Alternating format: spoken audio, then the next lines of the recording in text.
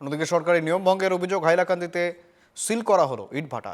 চন্দ্রপুরের ইটভাটা সিল করল task force. Pollution control board, বন দপ্তর এবং কৃষি দপ্তরের নিয়ে গঠিত এই টাস্ক ফোর্স। প্রশাসন সূত্রে জানা গিয়েছে পরিবেশগত ছাড়পত্র সহ একাধিক সরকারি নিয়ম ভঙ্গের অভিযোগে ইটভাটা বন্ধ করে দেওয়ার সিদ্ধান্ত নেওয়া হয়েছে।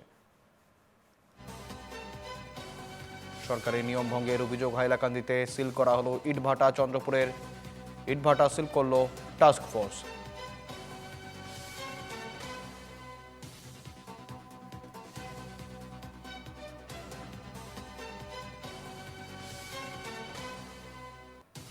যেমনটা জানাচ্ছিলাম, একাধিক নিয়ম, সরকারি নিয়ম ভাঙার অভিযোগ হাইলাকান্দিতে সিল করা হলো ইটভাটা। চন্দ্রপুরের ইটভাটা সিল করল task force.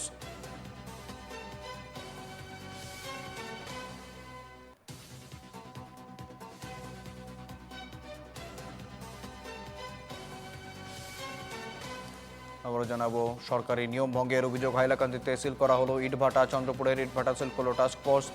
Pollution control board, বন দপ্তর এবং কৃষি দপ্তর নিয়ে গঠিত এই টাস্ক ফোর্স।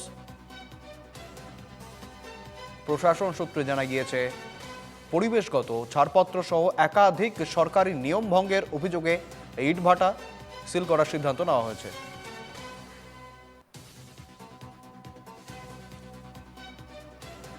সঙ্গে রয়েছেন প্রতিনিধি মৃন্ময় শর্মা, জানবো আরো বিস্তারিত। মৃন্ময়, ঠিক কি অভিযোগ রয়েছে? সরকারি নিয়মকে বুড়ো আগুন দেখিয়ে দীর্ঘদিন ধরেই চলছিল এই ইটভাটার ব্যবসা।